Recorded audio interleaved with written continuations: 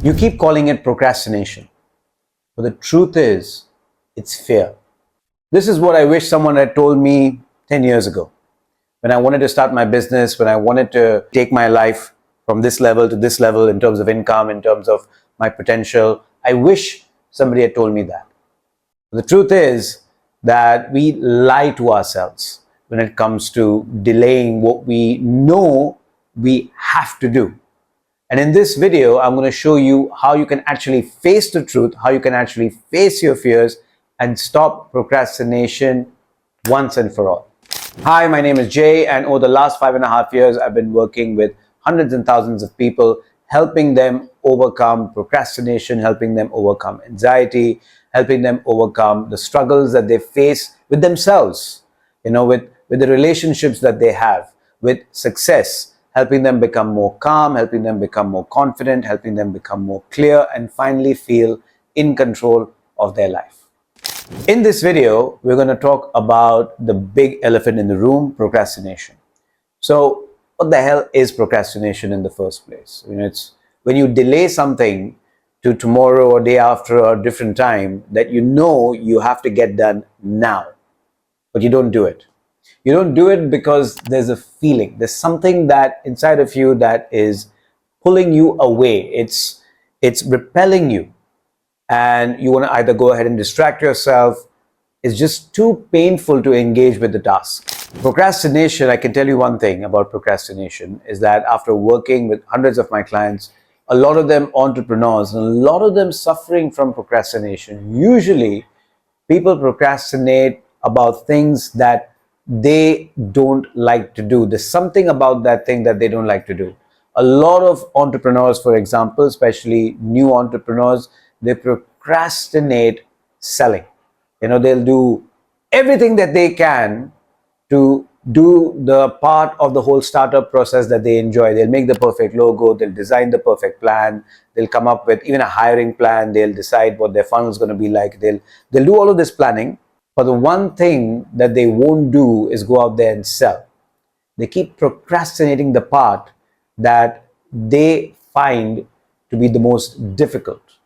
And I've done this as well. Let's admit it, like we've all procrastinated.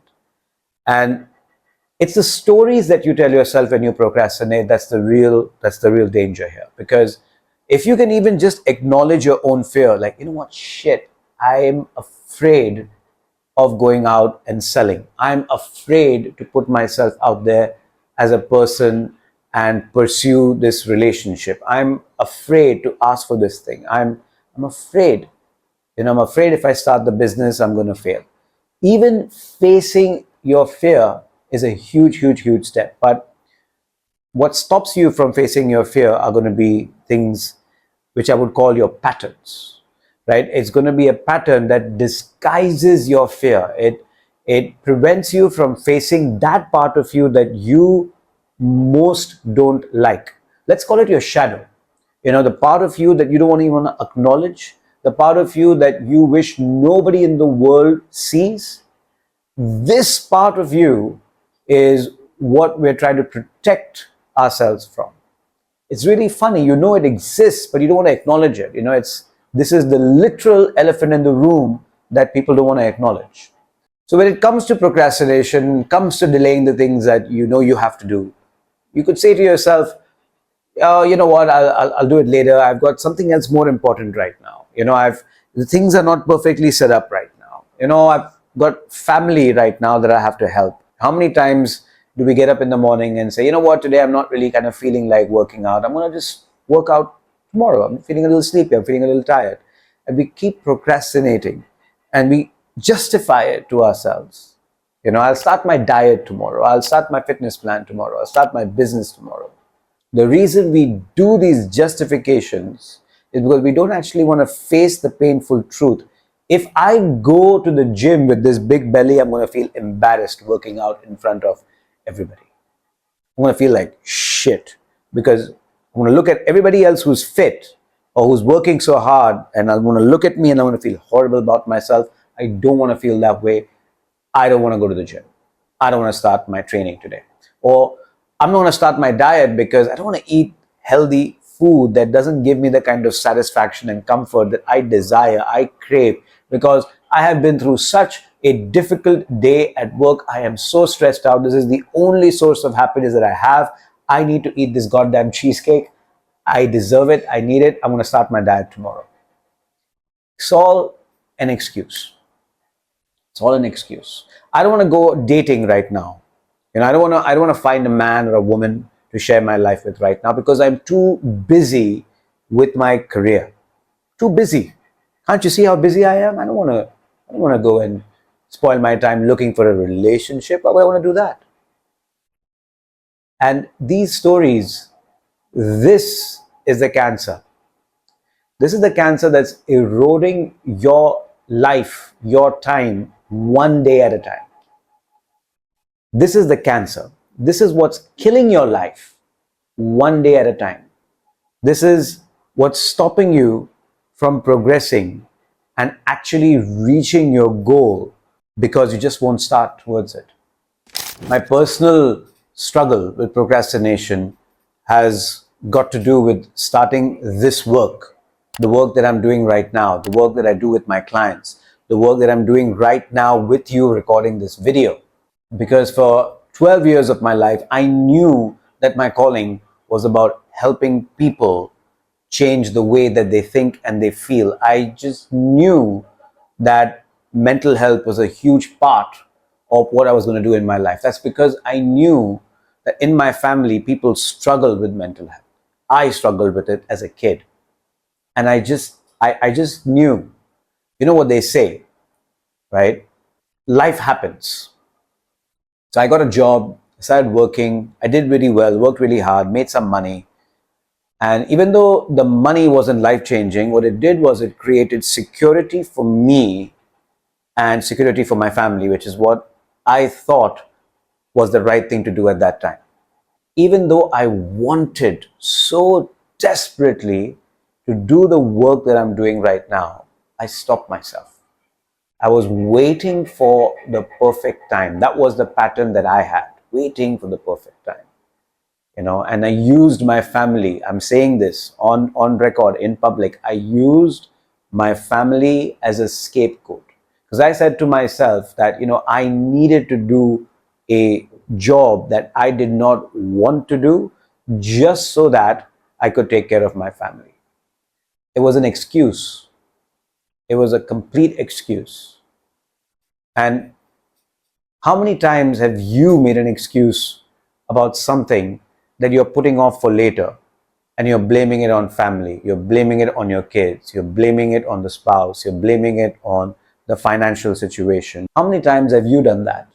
Because I wasted about 4 years of my life going back and forth of, what, I'll do it later, I'll do it tomorrow, I'll do it next month, I'll do it next year. And it was agonizing. And when I finally pulled the trigger 5.5 years ago and decided to come on this journey and start helping people, and when I finally pulled the trigger and I started taking this social media stuff a lot more seriously, I'm telling you, everything shifted for me. I started making more money that I could use to take care of my family than I had ever done before. And I was happier. I was just a better person to be around. Like, my family was grateful because they saw me and they saw the change inside of me, just because I had finally decided to face my fear. So how do you even do this? Like, it's easy to say, okay, face your fear. I'm looking at the camera and I'm saying, okay, face your fear. But I mean it. I really mean it. Because the only way you're going to reach your dream, you have to realize, is the only thing that's stopping you, the only thing that's in between you and your dreams, is not some productivity hack, or not another better way to manage your time, not a hack to get over procrastination, but it is you learning, deciding that it is now time to face your fear and to look at your patterns and decide, what are my patterns protecting me from? What fear are my patterns helping me cope with? And if you're confused about that, because I know that how do you even start? How do you even start to figure out and tease out your patterns? there's something that I'd like to give you as a gift. There's a link in the description below. Go ahead and click on that link. It'll take you to an assessment. When you do that assessment, it will tell you something that's profound. It'll tell you your fears, your deepest, darkest fears. And it will tell you the patterns that you use to cope with that fear. And not only that, but it will tell you then what you need to do in order to start facing your fears to step out. When I first did this test and I realized that I feared not looking perfect, not being a good son, being looked on as somebody who wasn't good enough, that was a fear of mine. I realized that I had to start being okay with how other people see me or judge me. It's not so much see me, but how they judge me, what they think about me, what kind of character or value that they might put on me. Because the truth is that I know who I am, and I know what my character is, and I know what my values are. And somebody else may or may not have the same viewpoint, and I have to be okay with that. I have to be okay with making mistakes. My own viewpoint about me needed to relax a little bit, because I saw myself as somebody with very high standards and therefore cannot make any mistake. And you can't make any mistake because your standards are so high. Guess what? You never start because you never feel ready to jump in, because hey, if I make a mistake, I'm going to feel awful because I'm going to beat myself down. That was a pattern that I had. That test helped me understand my pattern. You might have a different pattern.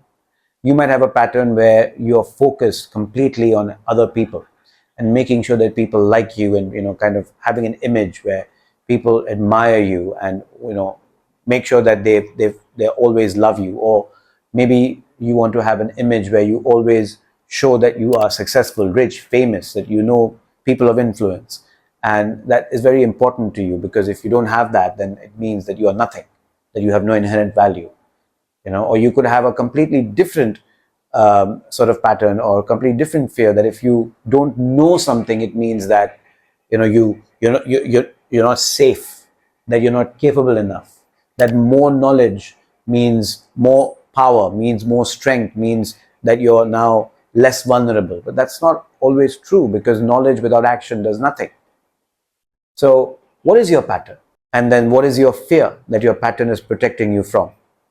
Go to the description below, click on that link, take the test, and I hope that it gives you a massive breakthrough. If you like this video, please like, please subscribe, please ring that notification bell so that you get notified for every video that I put on. And go to the comments, let me know what you thought of this video. If there's any questions that you might have. If you have questions, by the way, then please put them on comments. Could be about anything. Could be about life, could be about relationships, could be about something that you're struggling with, could be about confidence, could be about anxiety, could be about anything at all that you're struggling with from an emotional or mental space. And maybe I'll make a video on it, if it's something that I can help you with. So go and put a comment down below, do the test, and I'll see you soon. Take care. Bye-bye.